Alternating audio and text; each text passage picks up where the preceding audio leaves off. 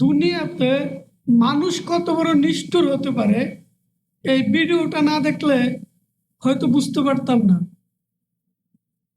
এই ছোট বাচ্চাটা কি দোষ করেছিল? তার মা মারা গেছিল। আর আপনি সৎ মা হন বা যাই হন, আপনি তো একজন মানুষ। বাচ্চাটাকে এত পরিমাণ কষ্ট দিছেন, যার কারণে বাচ্চাটা তার মায়ের কবরের সামনে এসে আর্তনাদ করতেছে।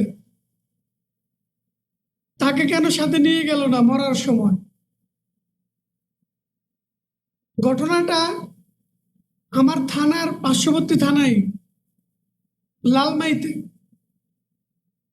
প্রশাসনের দৃষ্টি আকর্ষণ করতেছে, দোষীদেরকে সর্বোচ্চ শাস্তির মাধ্যমে বাংলাদেশের প্রশাসনের একটা দৃষ্টান্ত স্থাপন করতে হবে। এটার জন্য জোর দাবি জানাচ্ছি।